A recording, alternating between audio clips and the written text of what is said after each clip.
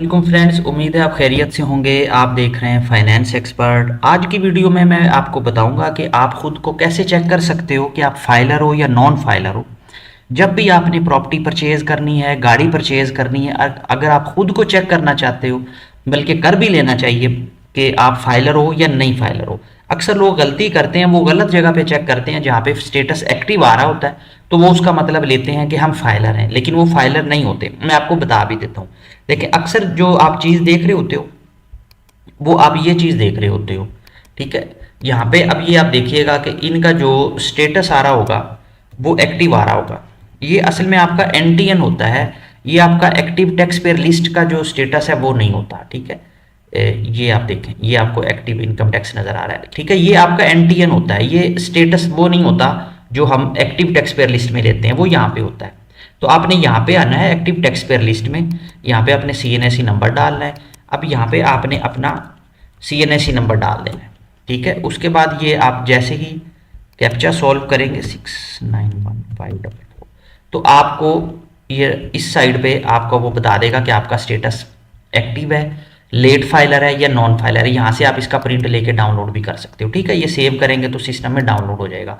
तो असल में आपने यहाँ से देखना होता है कि आप फाइलर हो या नहीं फाइलर। अच्छा, अब इसके बीच में एक और चीज़ आती है। आप अक्सर लोग ये कहते हैं जी मैंने रिटर्न फाइल कर ली थी लेकिन मैं फिर भी नॉन फाइलर हूँ, उसकी क्या वजह है? देखिए, उसकी वजह जो है ना दो हो सकती है। एक तो है कि आपने after due date return file की है।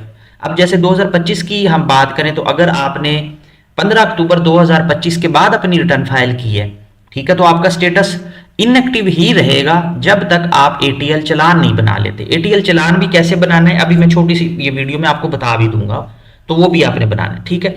तो अब फाइलर होने के लिए आपने अपनी 15 अक्टूबर के बाद जब भी फाइलिंग कर रहे हैं तो आपको रिटर्न भी फाइल करनी है और आपने एटीएल चालान भी बनाना है। रिटर्न कैसे फाइल करनी है वो आप स्टूडेंट हैं, हाउसवाइफ हैं, फ्रीलांसर हैं, नॉन रेजिडेंट्स हैं, ये आप मेरे चैनल पे आएंगे फाइनेंस एक्सपर्ट पे तो आपको ये सारी वीडियोस मिल जाएंगी। ये देखें, ये वीडियोस बनी हुई है, मैं आपको हर एक टॉपिक में मिल जाएगी। मोस्टली आपको रेजिडेंट की, नॉन रेजिडेंट की, रिटायर्ड पर्सन की, स्टूडेंट्स की, सैलरी पर्सन की, ये सारी वीडियोस यहाँ पे पड़ी हुई हैं। आप इनको देख के अपनी रिटर्न फाइल कर सकते हो। जब आप अपनी रिटर्न फाइल कर लोगे तो फिर आपने एटीएल चालान जो है 1000 का वो लाजमी पे करना है। उसके बाद आपका स्टेटस फाइलर होगा। वो कैसे पे करना है ये देखें, ये ई पेमेंट है ना, आप ई पेमेंट पे आए, यहाँ पे आपने आना है, ये सीएनएससी लिखा हुआ है ना, यहाँ पे आप अपना सीएनएससी नंबर लिखें और इसको आपने ये कैप्चर नंबर डालें। इसको सर्च करेंगे ना तो वो ऑटोमेटिकली आपका डाटा यहाँ पे डाल देगा। अच्छा, अब आपने इसको इनकम टैक्स पे लेके आ जाना है। ये इनकम टैक्स पे आ गया, ठीक है। यहाँ पे मिसलिनियस पे सिलेक्ट करना है। उसके बाद जब इधर नीचे आना है ना तो यहाँ पे सरचार्ज फॉर एटीएल और टैक्स ईयर में आपने 2025 लिखना है और यहाँ पे 1000 लिखना है। 1000 लिख के इसको टैब दबाना है, बस और कुछ नहीं करना। उसके बाद आपने इसको सबमिट कर देना है। सबमिट किया तो ये वो आपने कैप्चा डालना है इसमें 6। अब ये पीएसआईडी नंबर जनरेट कर देगा। ये जो पीएसआईडी नंबर है ना फ्रेंड्स, आपने इसकी पेमेंट जैज़ कैश, इजी पैसा, कोई भी मोबाइल बैंक की एप्लीकेशन आप वहां से इसकी एफबीआर की पेमेंट कर सकते हो। जब आप ये पेमेंट कर दोगे, अपनी रिटर्न भी फाइल की होगी, तो फिर जो आपका स्टेटस है वो फाइलर होगा। वैसे आपका स्टेटस फाइलर नहीं होगा। इसके अलावा जो अक्सर एक और रीजन होती है जो मतलब कम लोगों का वास्ता पड़ता है लेकिन अक्सर हमें नजर आता है, क्लाइंट्स के साथ ये प्रॉब्लम होती है, वो ये होती है कि आपको ना 120 का नोटिस आ जाता है।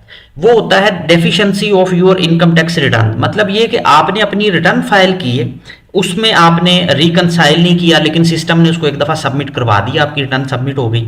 या कोई ऐसी इंपॉर्टेंट चीज़ थी, जैसे कंपनीज के केसेस में हमें लाजमी अक्सर ये चीज़ फेस करनी पड़ती है कि अगर हम ऑडिटेड अकाउंट साथ नहीं अटैच करते, जैसे 31 दिसंबर लास्ट डेट होती है, तो 31 दिसंबर को जो है वो हर चीज़ सर पे आई होती है कि जी अभी रिटर्न फाइल करनी है, वरना वो अगर उसकी एक्सटेंशन ज़्यादा से ज़्यादा 15 दिन की मिलेगी। अगर उस दिन भी नहीं फाइल हुई तो फिर हम क्या करते हैं, एक दफ़ा रिटर्न फाइल करने के लिए हम उसका डाटा अपलोड करते हैं और जो ऑडिटेड अकाउंट होते हैं ना वो कंप्लीट अपलोड नहीं करते, सिर्फ एक पेज अपलोड करके उसको सबमिट कर देते हैं। तो जब सिस्टम उसको डिटेक्ट करता है कोई महीने 15 दिन या आप कह लो कि 2-3 महीने बाद, तो वो फिर 120 का एक नोटिस भेज देता है कि जो आपकी रिटर्न है वो रिजेक्ट हो गई है, नोटिस जो है ना to complete incomplete your return, notice of deficiency भी उसको बोलते हैं। तो जब 120 का नोटिस आ जाता है तो आपका जो स्टेटस पहले एक्टिव फाइलर होता है ना वो इनएक्टिव हो जाता है, तो आपको पता भी नहीं लगता। मतलब ये कि आप अपने आप को फाइलर ही समझ रहे होते हो, आप प्रॉपर्टी की रजिस्ट्री करवाते हो या बैंक में पैसे पड़े हो तो अचानक आपको नॉन फाइलर वाला रेट लगने लग जाता है और आपको बाद में पता लगता है। तो इसलिए जब कभी भी आपको इनबॉक्स में 120 का नोटिस आए, नोटिस ऑफ डेफिशिएंसी का, तो उसको आपने जो है ना वो इग्नोर नहीं करना। ठीक है, जैसे हम अक्सर 147 का नोटिस इग्नोर कर देते हैं या 182 का, उसमें इतना इशू नहीं होता, लेकिन ये जो 120 का नोटिस होता है इसको याद रखिएगा, इसको आपने इग्नोर नहीं करना।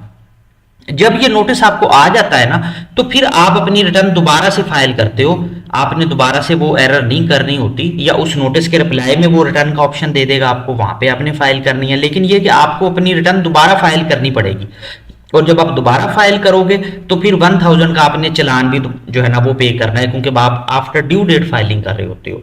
तो ये दो कॉमन रीजन होती हैं जिसकी वजह से जो आपका स्टेटस होता है वो इनएक्टिव हो जाता है। तो आपने अपना स्टेटस कैसे चेक करना है, आपने यहां से चेक करना है एक्टिव टैक्स पेयर लिस्ट, ठीक है, इधर डाटा डालना है। अगर आपने अपना एनटीएन चेक करना है तो टैक्स पेयर प्रोफाइल इंक्वायरी में आना है, यहाँ पे जो आपका रेफरेंस नंबर आता है वो आपका एनटीएन होता है। उम्मीद है वीडियो आपको अच्छी लगी होगी, इंफॉर्मेटिव होगी। अगर आपको अच्छा लगे तो दूसरों के साथ ये शेयर भी कीजिएगा। किसी न्यू टॉपिक पे आप वीडियो देखना चाह रहे हो टैक्स से रिलेटेड तो प्लीज़ कमेंट में ज़रूर बताइएगा। कोई भी क्वेश्चन हो आप मुझसे पूछ सकते हो। अपना बहुत ज़्यादा ख्याल रखिएगा। Thank you. अल्लाह हाफिज़।